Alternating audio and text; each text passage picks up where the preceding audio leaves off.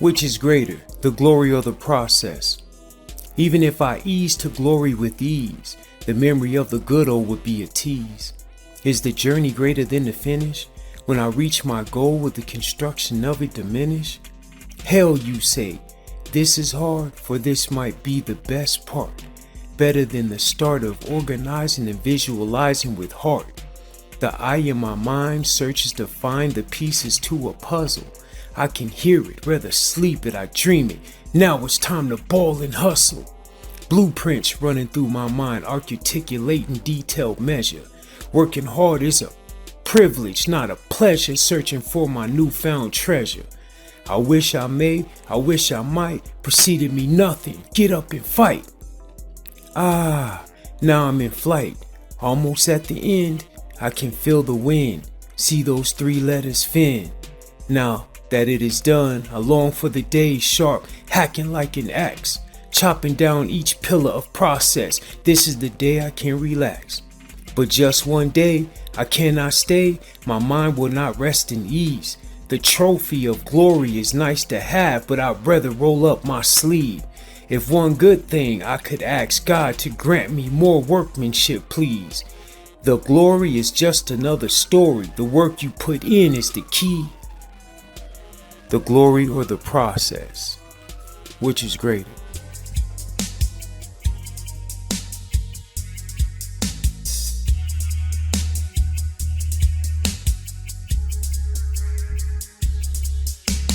Thinking back down on them good old days. Good times, bad times, family and friends. Reminiscing on the things that we used to do. Get together, family functions and barbecues. Chilling with the fellas, man, having the balls. We lives, mama, yellow boy, come in the house. Man, those were the days they were heaven sent. That's why I reminisce. Yeah, I was television, man. What you think about that? Probably the main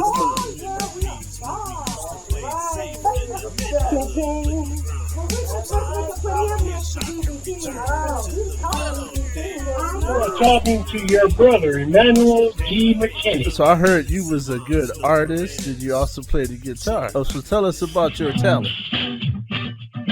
Well, brother, as you know, at the age of 12, discovered that I could play guitar with Uncle Danny.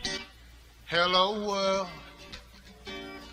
What's happening, brother? Out of all the children, I was the only one that could play an instrument. When I got the talent, I kept on and on. I had a few setbacks. I went to prison. I did some things that I shouldn't have done, and I got in trouble. But I came out with a mindset, and my mindset is to be something, to be somebody.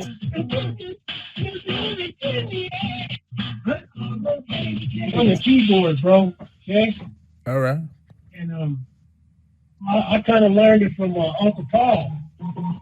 Uncle Paul was a pianist. You know that, right? Oh yeah.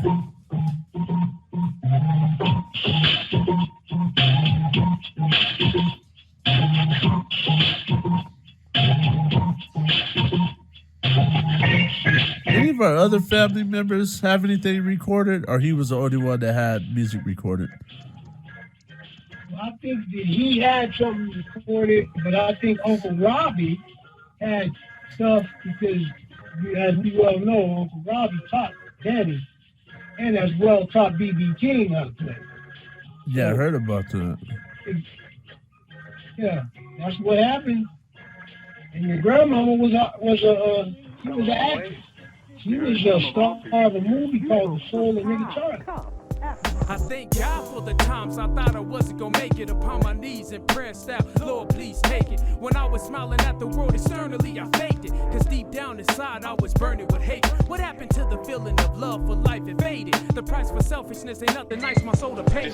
Consumed with anger, pride, lust, paranoia, and greed. Looking for love in wrong places, God is all you ever need. All you have to do is call on his name, Lord mercy. Forgive me for my past, quench my thirst, life is blurry. I give my will in life, please delete my dark obsession. Erase my pain and replace it with your blessing. I'm sick and tired of being sick and tired of stressing. I give you all of me and live me under holy protection. I know you never left me. I was too hard-headed to heed your warning. I realizing death is where I'm headed. Yeah, wave your hand from side to side and say, I love God and I love God. Wave your hand from side to side and say, I love God and I love God. And wave your hand from side to side and say, I love God and I love God. And wave your hand from side to side. And that song, I Love God, Laz, much love to Laz, man. You know, I'm still one of his biggest fans. I always will be. And yeah, that record and many other ones was pretty cool. And I'm glad that you was on that mug. I love God. Mama always told me that life would be like hold your own and be strong or wind up in the ditch. You got to do for only you, and I guess that means me. I didn't listen and messed up, so it was plain to see. Experience for me doing shows. You know what? I got nervous when I did shows a lot, and I found I always could write some real tight stuff, and people would be like, "Yeah, we enjoy it," and I was so busy trying to get perfectionist instead of getting a message across. I, get real nervous, but once I got on the stage and got that exhilarating feeling of the crowd responding back to me when we was flowing or something, man, it was just one of the most electrifying feelings I felt, and it's addicting. It was, man, I love it. How much more stress can a brother take? Surrounded by corruption, living through an earthquake. Up to my knees in quicksand. What's my plan? If I don't survive, they don't consider me a man. I had some tough times, man. Some rough patches that I went through. I don't want to get into detail, but through it all, I was on a journey, man, searching for the truth. And the truth to me right now looks like just slowing down and enjoying, like now for now, quit being in the past, and enjoying my peoples around me, enjoying the things around me. God, why play me in this dirty game? Props to man, opposite. OP dope, you know what I'm saying? He always been a mentor, you know what I'm saying? He was always a cat that I looked up to when I was a kid. OP was always at my great grandma's house. I never really knew that he did music until one night I went to his crib and he had beats, and that nigga sounded like Dr. Dre. His beats was just crispy, man. I remember I just jumped on the mic and started freestyling. They like, okay, we fuck with this little nigga. Time went by. Now I'm in my 20s and we linked up and he started producing for me. And we was just making magic, man. We had the city on lock at that time. But yeah, OP always been a mentor. I still hit him up to this day. I value that dude's opinion. And so I always have to reflect on the first album that I dropped back in 97, which was In the Beginning. Now, and a few others know locally, that music for us started, way before that.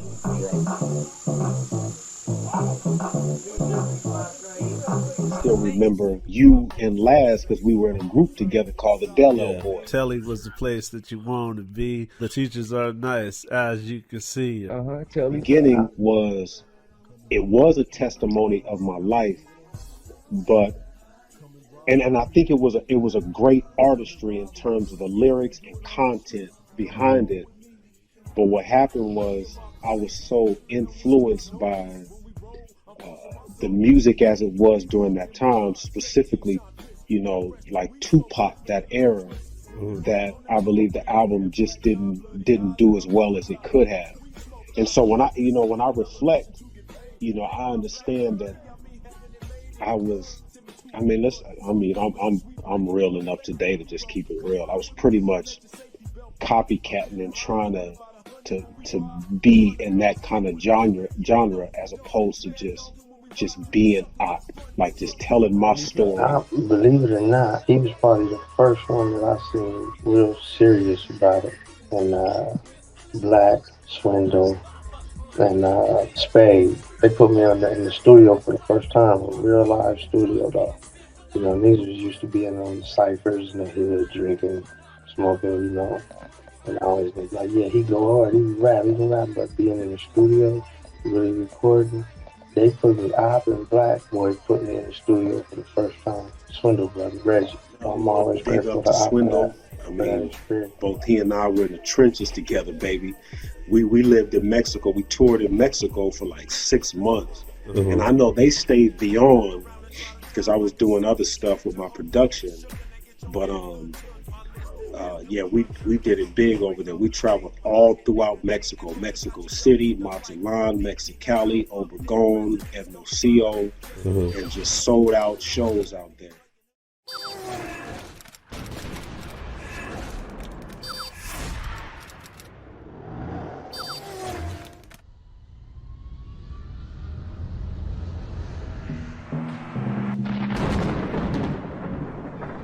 I was talking to Ob was telling me that you guys toured and you guys did a lot of stuff in Mexico, man. How was that, man, when you guys was doing your music back then? And that was a great experience, just learning a lot about the culture, you know, being in a new place, man, and not really knowing language and seeing how people reacted to our music. It really helped me understand sonically, you know, how to write music, especially for people that didn't really understand the words, but didn't understand the melodies, cadences, and just having to do a lot of rapping by myself, not having a hype man, or just being able to create music differently to be able to perform for people that had a language barrier, man. So that really molded and gave me a good glimpse into what music can do and how it influences people around the world. And just experience, you know, traveling and performing in front of big crowds. This was like mid-2000s or early 2000s. So, you know, Tucson hip-hop was at a whole different place it is right now. You know, the artists now, they get to reap some of those benefits that we went through, you know, being able to perform at the Rialtos or the other venues in town that before they wasn't letting you do that. You know, you had hip-hop at that stage was, they seen it as too violent. It wasn't big enough, so we was, you know, really breaking a lot of ground when we were doing shows and, you know, pulling people out to really support locals. Niggas will brag about they chains cause they soul is cheap. It's hard to imagine the future of hip hop without me. I'm the king like Snoop to the LBC or Jay-Z to Brooklyn, man, we cooking twin dough. I always wanted to ask you, man, about that ice cream truck, man. How did you come up with that idea of doing that, man? Man, dreams, man. Man, blessings. It was crazy because my brother hit me. He was like, man, this dude over here selling the ice cream truck. This is like 2002 or 3 maybe. You know what I mean? And my brother's like, man, this cat selling the ice cream truck. I don't even know what we gonna do with it, but come check it out. End up going by there, you know, scooped it that day. I bought it. Never thought about driving an ice cream truck, but I just moved back from Mexico. And, you know, seeing a different grind, there used to be a different vehicles driving by every day through the neighborhood talking about like Alalotes, Betes, you know, just running off like different prices of different, you know, whether it be fruit or selling gas or whatever, right? And with like just a regular truck with a big ass horn on it, like announcing stuff through the neighborhood. So, you know, I brought that back. I'm like, man. And then, you know, I had that cream truck parked in front of my house on Geronimo for about 6 months until that vision came to me like, man, put a TV on it, you know, and I just shot some videos at that time too, was doing a lot of music. It's like, man, let's slap a screen up, you know, flat screens. Back then, this was a 46-inch. Flat screens back then was like $4,000, you know what I'm saying? Yeah. Nowadays, you get it for like $400 at Walmart. But, so we had the flat screen, you know what I mean? Did a little magic to put it on the side of it, man, and, you know, just things worked out. So I ended up pushing that thing, just promote my music, promoting. Shoot, we sold boot DVDs, man, we showed Jordans. That's when we had the plug on the clear J's in the Air Force Ones back in the day, right? And so we were selling J's, Nike, man, we were selling T-shirt, all that. We hustled everything out of that cream truck. You made your one. Listen to tunes, playing out small rooms. On our ways, keep it real.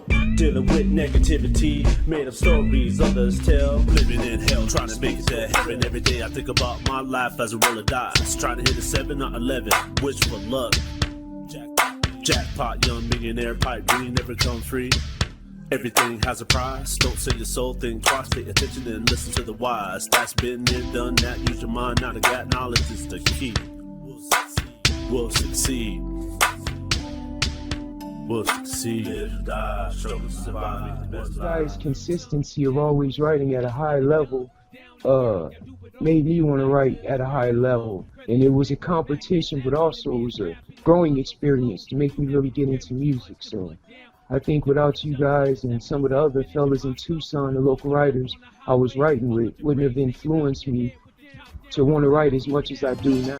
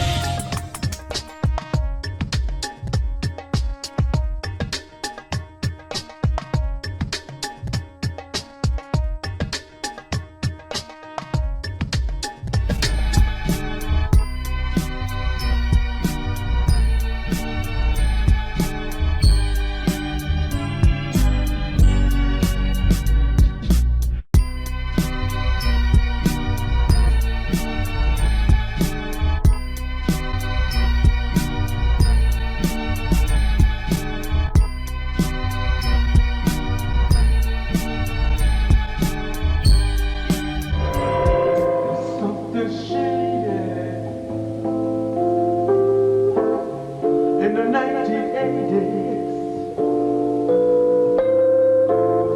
there's something wrong going on,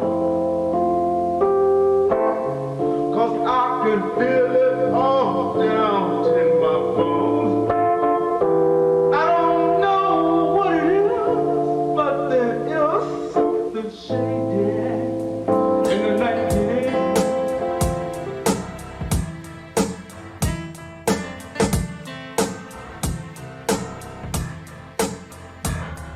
What made you decide to take the path of music?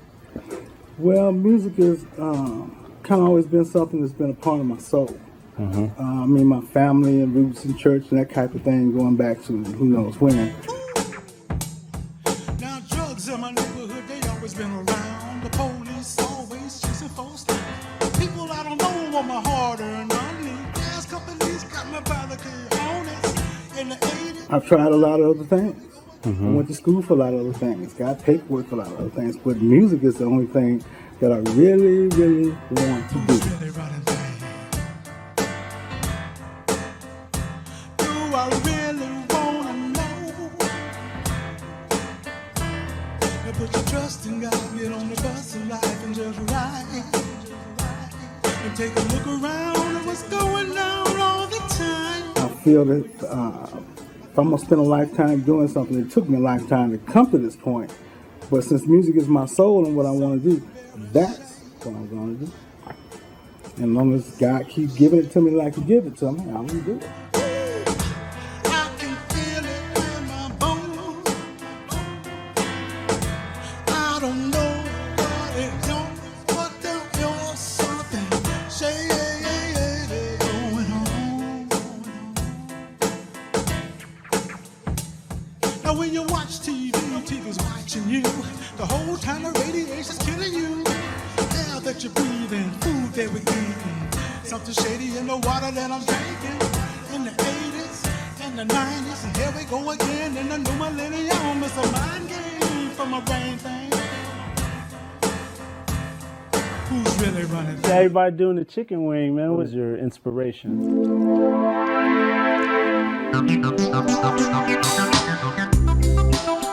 Often we're faced with adversity each and every day of our lives. But if we give it up to a higher power, we find out that it ain't no thing.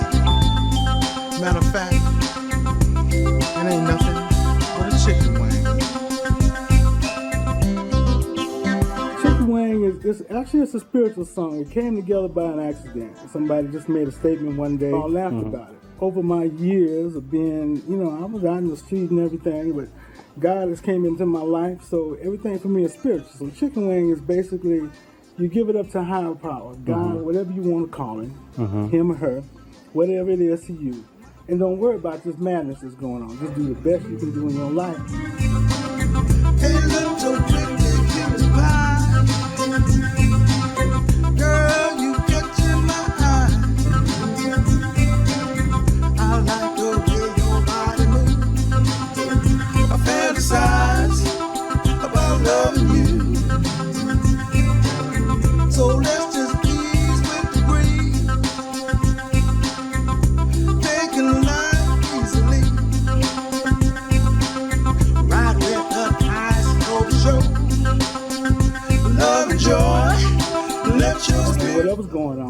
It ain't nothing but a chicken wing. Simple, easy. Right on. And what's so funny is it just turned into a dance. Ladies and gentlemen, Helen Street and Main, the Bo Brummo. This place was founded back in the day when brothers had nowhere to go, and they got together, built a fine hotel, and a place called the Bo Brummo. Gone before it's all gone. Look around, turn around, and then there's none at the brook. Do you feel me?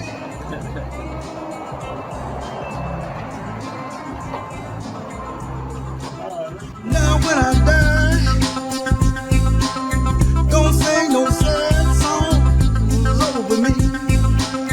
Just bury me over yonder, right under that old Texas oak tree.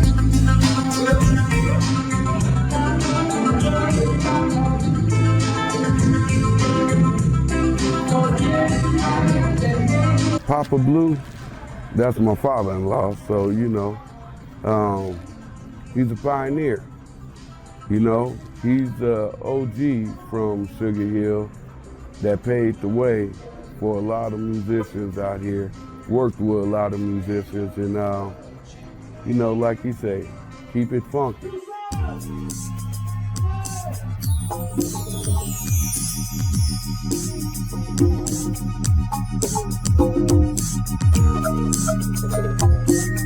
Jackie Blue is a performer. And I listen to his music all the time, and man, Jackie Blue is on target.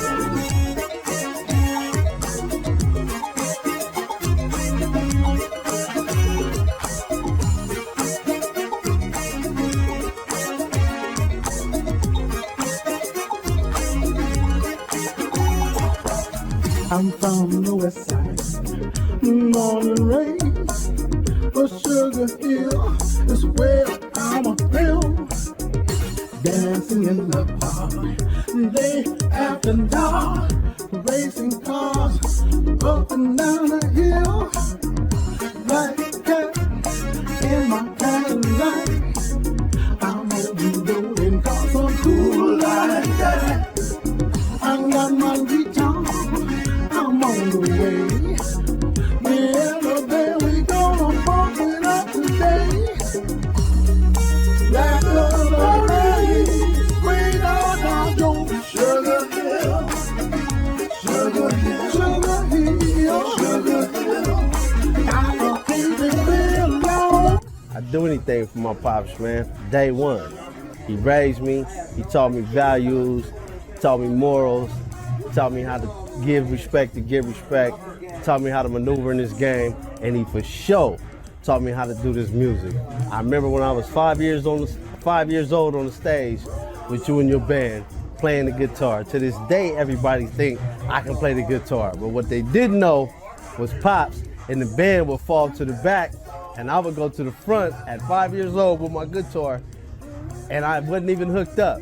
But Pops would be playing it, and the whole crowd would go crazy because they thought I was the one playing the guitar. Hey, to this day, that's what got me to the point that I am, with my own record label, my own business, doing my thing, man, always representing my Pops, man. I love you to death. Is, pretty much take a look at what's going around, do what you can do about things, but make the best of your own life. Do what you got to do and just go basically for what you love and exactly. Just handle your business. Don't waste your life doing something that you don't like, because you'll regret it. Let's go, y'all. Let's go. Yes.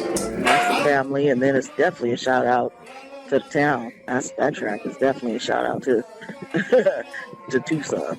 It's all about Tucson, and it's all about family. It's both of those elements wrapped up in one.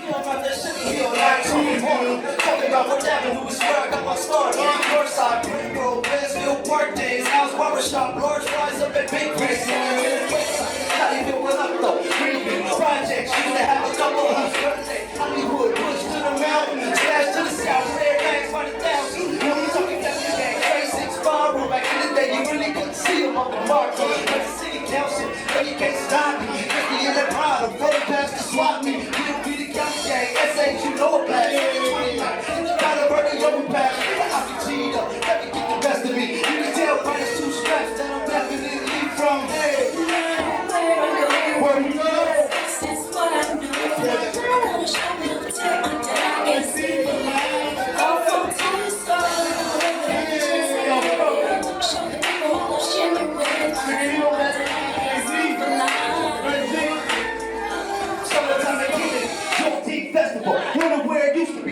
you gotta let it go. Really concerts, backing up the bitches. Sunday nights rando, you I gotta mention. Santa Rosa projects, where we used to be to that. If you had a sin to that, you was getting rid of that. Used to sing sad cars, hopping up and down. One number 56, that's where you took the Real quick, you know, sir.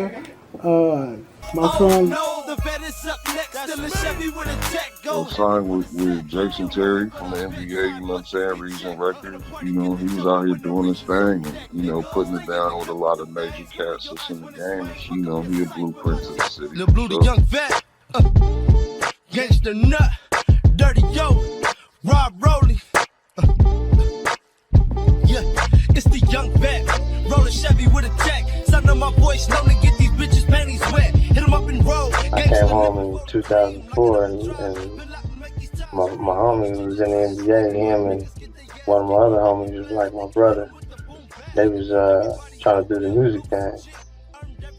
So, you know, they incorporated me and they was calling it the Reason Records. So, but really they was just screaming the Reason Records. They wasn't nothing legit yet.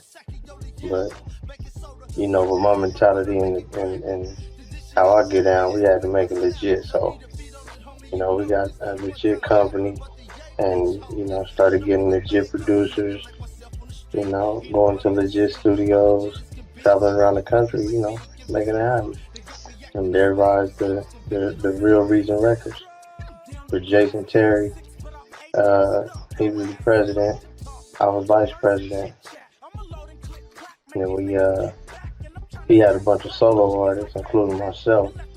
So what we did was we just formed a group, kind of like a compilation, but a group called West Coast Nostra, and put everything into that. And from that, it was supposed to be the whole solo artist situation with each person.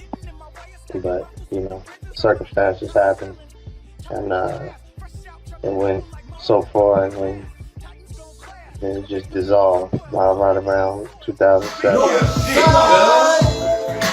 Guess who back at it? Fuck the young vet, I'm on Lil Blue status. Northside General, 4th Ave criminal. Spitting at a nigga, I don't do it in subliminals. Nah, I'ma get money specialist. Talk to the town, they'll tell you who the specialist.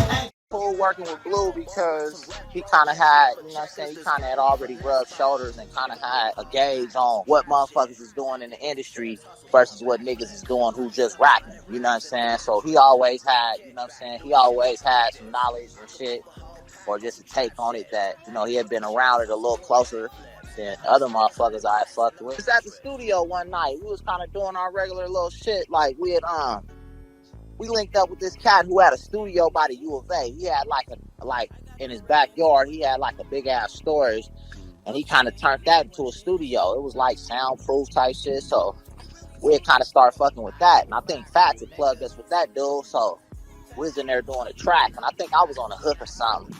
And I kept saying something, get your ruffles up. I was saying some type of rhyme where it ended with getting your ruffles up. And then shit, we kind of just start saying Ruffle Gang, like, you know what I'm saying? We start talking about it like shit, we started a little squad and shit, and we was gonna call it the Ruffle Gang, but that shit all stemmed from just being in the studio rapping for real. Villa Mac, he got a lot of talent. You know, we got a lot of talent that run in the family, so he was serious about owning his craft and his talent. You know, I used to give him man, because as you get older, you know, you start to realize maybe your time has passed. So you try to give it to the next person. And me and him started to label together, man. Ruffle Gang of the Chain. And he had all his little partners from Castle Grand, from Son from Home, but you know, it's a thin line between chasing your dream and being in the streets, man. And I think that was really the Ruffle Gang's issue. We had so many people who, when you're not seeing money from it, you know, it's hard to let everything go. The same with the fat situation. You know, so they were just in the streets and, you know, you really can't put money. I was putting my own money in it. And you really can't put money behind somebody that's not, you know, you don't know if they're going to be there tomorrow or in a month. And then look where I'm at. So that's just how that go. But Ruffle Gang had some hype. We had some heat. We had some good artists.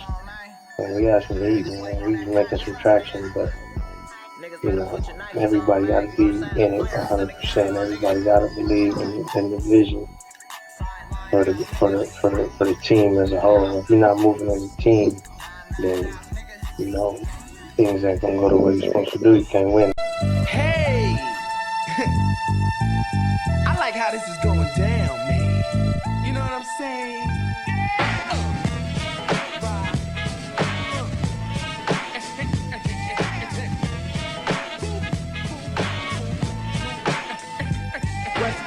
Since 1991, man, on Def Jam, I was actually the first rap artist in Arizona to sign a major record deal, man. So a lot of these young cats don't know that, you know what I mean? But that's what it is. But what got me into it, man, was just I found that love in music, man, at a young age that, and I used to always hear, you know, people used to always tell me about my voice, even as a kid. And then I would write, you know, and say stuff that people would actually listen. You know, so the more serious I got about it, you know what I mean? And I had a homeboy down there in Tucson named Murphy. You know, he was promoting concerts back then, so I would open up for all the concerts. Okay. I got so good at it, man, that a lot of the big acts was, asked me for demo tapes. And a dude named Greedy Greg, who was managing DJ Quick back then, he came up to me and asked me for a demo tape. I had one, gave it to him. And 2 weeks later, man, I was signed to Def Jam.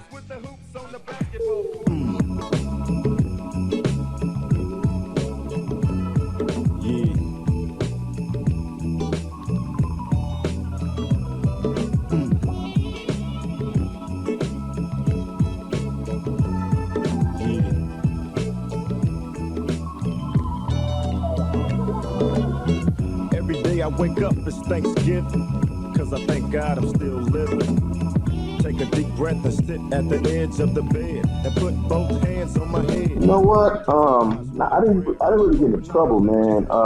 And I've always been pretty much a positive dude ever since, I was little, you know what I mean? Of course I had my little spats, everybody do when they coming up. But what really made me change, man, back in 1995, man, I got stabbed, right? Less than a half inch from my heart, man. I died on the operating table. Wow.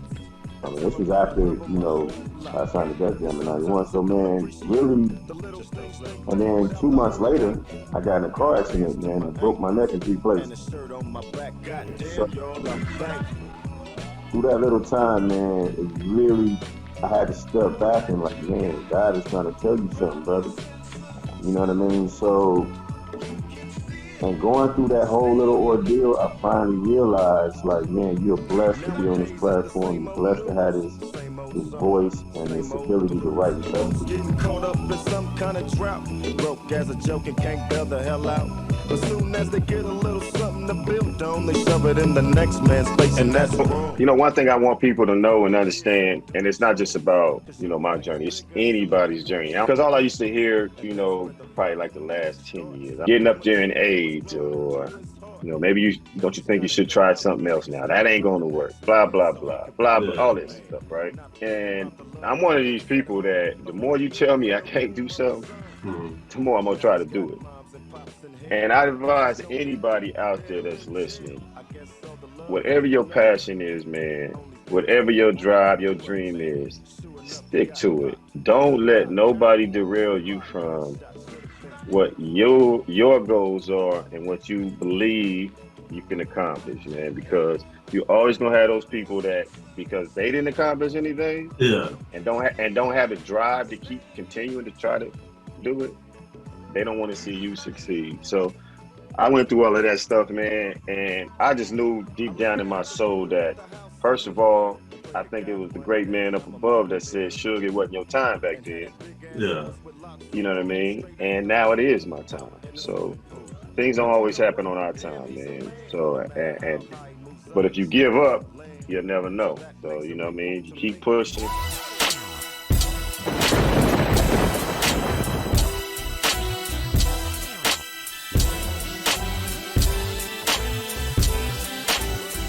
Check me out, check me out, check me out.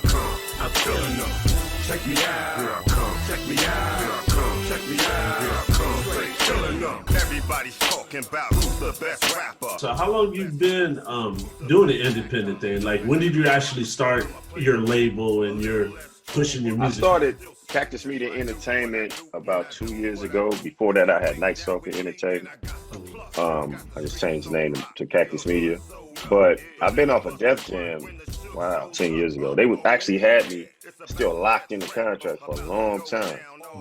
You know what I mean? So I couldn't really do nothing unless I did it on Def Jam. When I got off of there, man, my motivation wasn't there. I would write here and there. It was this old guy out in LA, man, that kind of got the spark back up under me and told me, like, Suge, man, the world needs your voice, man, and what you talk about. You know, he kind of put that spark back under me. Check me out. I'm killing them. Check me out. Here I come. Check me out. Here I come. Check me out. Here I come. Straight killing. This ain't no gang bang hit. It's that bang bang hit. To hang with whoever the hell you want to hang with. It. Would you rather remain independent, or would you go back to a label from what you're doing and all the things that you're getting coming up? I'd rather remain independent, but if the right situation came, the right deal came to where it's kind of a joint thing, you know, my label merged with or Warner Brothers, Sony, whatever. If the deal was right, I would do that. But as far as me signing as an artist, you know, I'd rather stay independent. Watch the sister, you know who it is. Come up, waiting for your food, so you better run up. It's that knock, the real hot hits, like the homie Jay-Z and the Rock hits. Come on, check me out, here I come. Check me out, here I come. Check me out, here I come. I'm killing them. Check me out, here I come. Check me out, here I come. Check me out, here I come. Straight killing them. Check me out. Congratulations video. I dig it. I remember you came out with the first version of it, then you came out with the new one. Is the new one kind of like a remix, like a remake?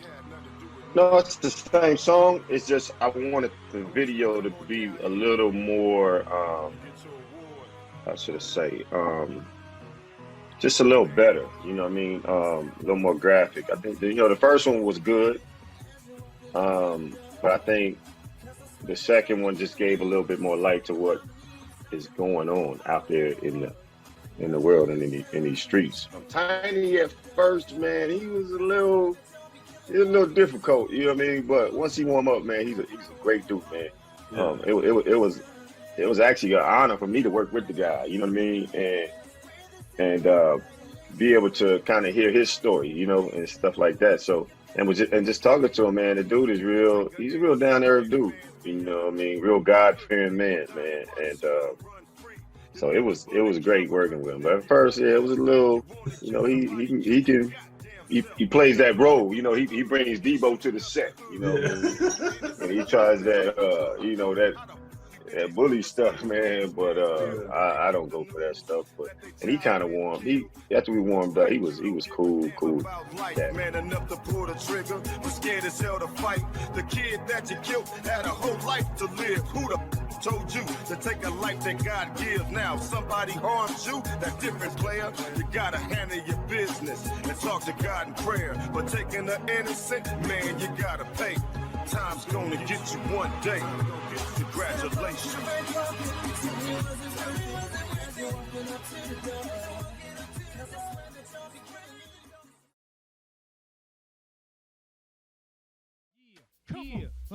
Come on, we blazing up the spot. Yeah, it's hot, keep it hot, blaze up the spot. Yeah, keep it hot. I get it hot, blaze up your spot. You don't know what you're doing, listen and learn, son. Daddy gonna show you how to get it done. Down and dirty, I do it all damn night to the early morn. Whether it's pimping a Mac and snapping the mids, wrapping the bundles of loads. Too heavy to carry, too much to put down. It's so unfair. Take it from my top, it's not over. Please.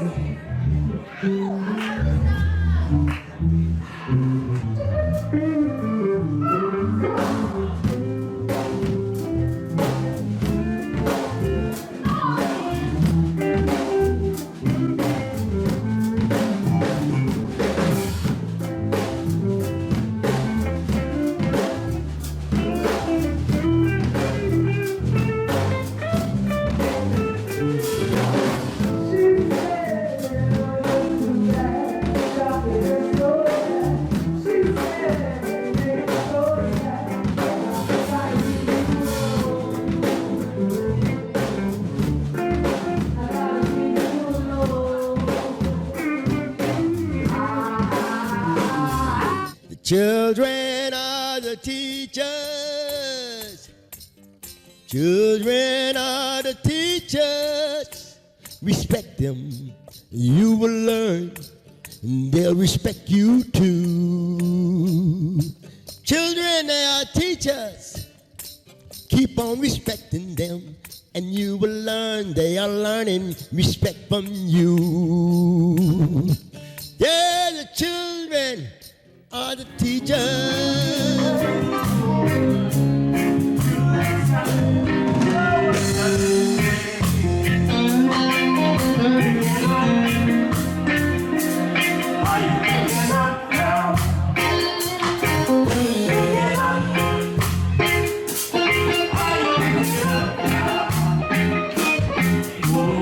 Gonna look for me and I'll be gone, 'cause I believe.